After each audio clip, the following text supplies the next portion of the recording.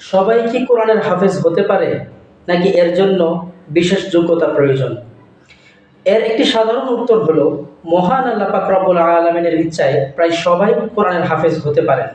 তবে একজন অভিজ্ঞ উস্তাদের তত্ত্বাবধানে থেকে সঠিক নিয়মে চেষ্টা করলে এবং ধৈর্য ধারণ করে নিয়মিত অনুশীলন করলে একজন কোরআনের হাফেজ হওয়া সম্ভব। কেননা মহান আল্লাহ পাক রব্বুল আলামিন বলেছেন, ওয়ালাকাদ ইয়াসসারনাল কুরআনা লিযিকরি, অর্থাৎ আমি অবশ্যই কোরআনকে সহজ করে দিয়েছি যাতে করে তোমরা উপদেশ গ্রহণ করতে পারো। তবে নিয়তকে শুদ্ধ করতে হবে। নিয়ম থাকতে হবে যে একমাত্র মহান আল্লাহ পাক রব্বুল আলামিন ও তার রাসূল সাল্লাল্লাহু আলাইহি ওয়াসাল্লামের সন্তুষ্টির জন্য কোরআনের হাফেজ হচ্ছি।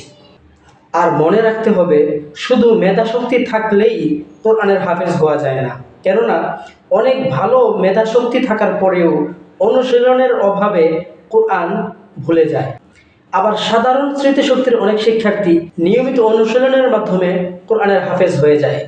তাই আপনার সন্তান বা আপনি নিজে যদি কোরআনের হাফেজ হতে চান, তাহলে আমি পারবো না বা আমার দ্বারা হবে না এই ধারণা বাদ দিয়ে অভিজ্ঞ উস্তাদের তত্ত্বাবধানে থেকে নিয়মিত অনুশীলনে গুরুত্ব দিন। তাহলেই আল্লাহ তাআলার সাহায্যে এই মহান নিয়ামত অর্জন করা সম্ভব। আমি মহান আল্লাহ পাক রব্বুল আলামিনের দরবারে দোয়া করছি, আল্লাহ তাআলা আমাদের সবাইকে কোরআন শেখা, মুখস্থ করা, কোরআন বুঝে আমল করা এবং কোরআন অনুযায়ী জীবন গড়ার তৌফিক দান করুন। আমিন। আসসালামু আলাইকুম ওয়া রাহমাতুল্লাহি ওয়া বারাকাতুহু।